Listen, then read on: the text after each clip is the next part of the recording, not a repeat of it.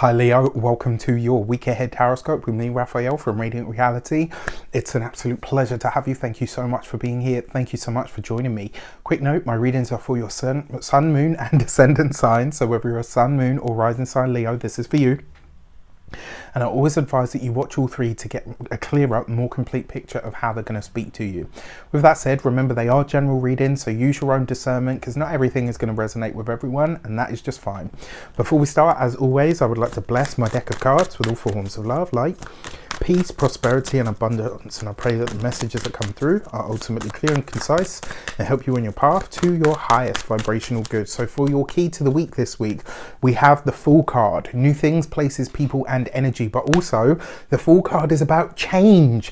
It's about what comes next, and what comes next is Leo season. This is it, right? This is where we step into that energy, and I've got to be honest with you. At this point, I am so glad. Not saying that I don't love any of the other signs, but damn, I've been waiting for this, because I tell you, everything has felt really tough up until this point, especially for those of you that are Leo ascendants, because obviously the sun's been in the 12th, and you know this year has been challenging enough. So as it comes into the first house, I like to see it this way, right? So especially for sun sign and rising sign Leos, to a lesser degree the moon, the sun travels the zodiac, right, all year, makes different aspects and does different things. It gathers information, and when it comes into your sign, it pours all of that information and that knowledge and wisdom and insight into your soul, and you start to be able to integrate it. So when the sun comes back into your sign in the year and you have your solar return or your ascendant point return, you're being reborn or rebirthed in some way, shape or form. That's why this is celebrated in some ways, I believe, and that's the way that I choose to see the whole cycle of the sun. I think is really important to see it in that regard as well. Now, with that said, if you are new to my channel, please don't forget to like, share, and if you should so choose and it resonates, hit that subscribe button. If you are a continue subby, you know Rafi loves you. So our foundation card for this reading is the Knight of Cups. This is a surprise or a spontaneous offer that is coming in. Be open to the offers and opportunities that are put on the table this week, because some of them could be truly momentous or miraculous even, and I don't use that term lightly. For your actions and options this week, you have the Seven of Pentacles. I actually think this is a great combination because you've got that Fool card there. So what you're doing, your actions and options, right? The Seven of Pentacles is about sticking to the course, staying the course, seeing something through.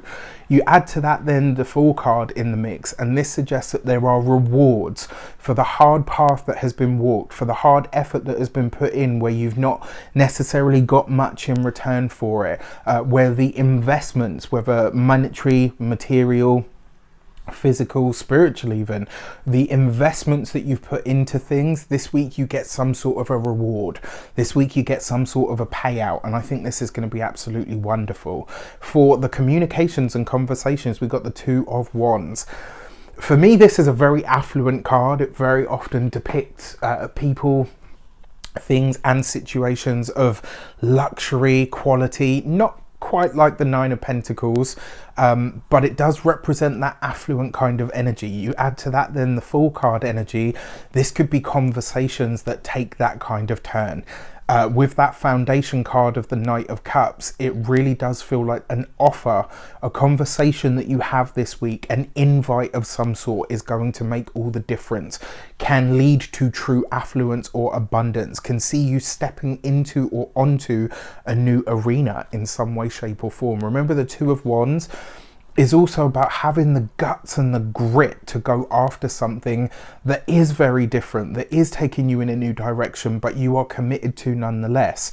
For those of you that work for your business, for somebody else, Two of Wands with the Fool card, an option, an opportunity to make more money, an opportunity to rub shoulders with some of the higher ups, an opportunity to see how someone else does something and maybe makes it better. And you know, when you can put your pride aside and say, actually, you know what, this person does that better than I do, you can incorporate some of those ideas but keep your own style, right? So keep that in mind this week. Business owners, entrepreneurs, solopreneurs, people that work for themselves, similar kind of energy. But with the Two of Wands, this could be an upper echelon of interaction. This could be wealthier clients. It could be connections to people that are worldly and wealthy. It could be that somebody mentions your name in a circle that maybe you haven't been a part of before, and suddenly you find yourself like, oh, you know, I've got all these wealthy clients, or maybe even a celebrity, or do you know what I mean? Like, you're breaking into a new world with your business in some way. It could be very exciting, and it's the result of all of your hard work and efforts. I think this is where the rewards start to come in for what so far has been quite a challenging 7 months at this point. All right, so very, very exciting. For those of you that are retired or no longer working for any reason, this is going to see you considering a new way to make money. And I think this is really exciting. And it looks like you're doing this because you want to rather than because you have to. It is the Two of Wands. This is going to see you going off or branching off in a different direction. That is going to require some really hard work on your part or on your effort. So if you're retired or you're no longer working, doesn't mean you're out for the count. In fact, it looks like the hard work is about to begin. And that's great, right? Why not? A fresh challenge, a new direction for life. Why not? For your money and materials, you've got the Queen of Swords. So when it comes to the money, the materials and the finances, you are having to get serious about it this week. All right. So yes, the potential for affluence is here. Yes, the potential for new changes, new avenues, wealthier avenues for a lot of us as well are there. But the Queen of Swords is usually about what you have to fight for, what you have to challenge for. The other thing with her as well, she tends to be very fair. So this week it's like, you're not, because Leo tends to be quite fair in the way that they deal with people, tends to, but this week you're having to be very clear on something, or you're having to outline something, and it kind of feels like almost like maybe you're having to pull rank. With the Seven of Pentacles as well, it's almost like you're saying, no, I've built this, I've worked hard for this, you don't get to encroach, you don't get to muscle in, and that's a good place to be. It does suggest to me that when it comes to the money, you're weighing up the options. You're having to be maybe you're having to look at your budget. Maybe you're having to allocate funds for something that you hadn't considered before. When it comes to your physical health and vitality, this is going to be your kidneys and your liver. So I'm not a medical professional, can't give you that kind of advice, but just look out for those aspects of self this week. With the home and environment, there's something here where you're either having to protect the home or put a line in the sand regarding the home. It's not the Queen of Wands, so you're not setting a boundary, but it is the Queen of Swords, so you're having to clarify something. All right, you're having to get really you're having to clarify something this week. It's going to be an interesting one for sure. For your love and relations, you've got the Moon card. So this whole year I've had a couple of blasts from the past myself, and I'm just like, I am not here for it. Honey. This week you might have one. Here's what gets interesting for a select few of you. This could be somebody that you worked with, somebody that you flirted with, somebody that you had maybe considered, maybe there's something there, maybe there isn't. They or that connection could be coming back around. Now, the reason but when I say this person is from your past, this is likely somebody to be from your past, not like, you know, a few months ago or a couple of weeks. Like, this is somebody from your deeper past, you know, upwards of 5 years plus. The Moon card is about our fears, right? It's about what really bubbles in the depths of our subconscious. This is coupled with it's underneath the Two of Wands, and it's underneath the Fool card.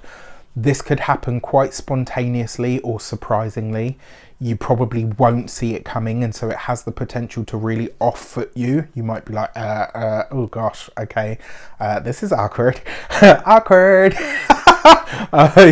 You might have that experience with it, but because it's the moon card, it's coming up for a reason, right? There's something here that needs to be looked at in the cold light of day.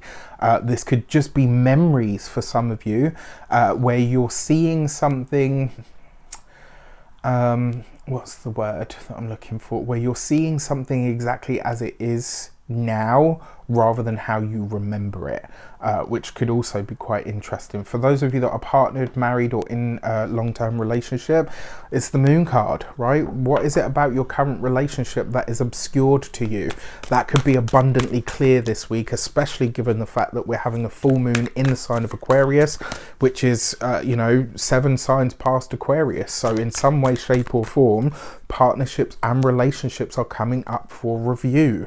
So if you're in a relationship, this could be a really big sort of moment that has you go, okay, that's that.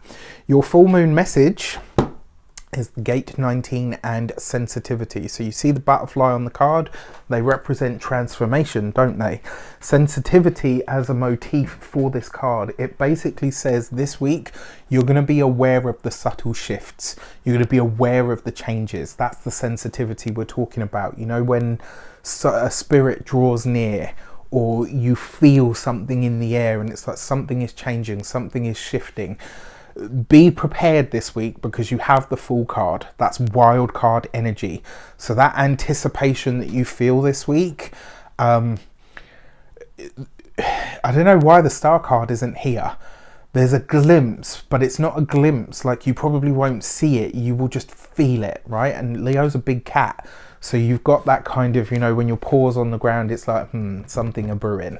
This week you're going to feel it before you see it. But when it comes, I just get this feeling that you're having an intuition about something this week, and you're going to be like, okay, something's going on. And then when it hits Full card, you're going to be like, well, shit, okay, this is happening.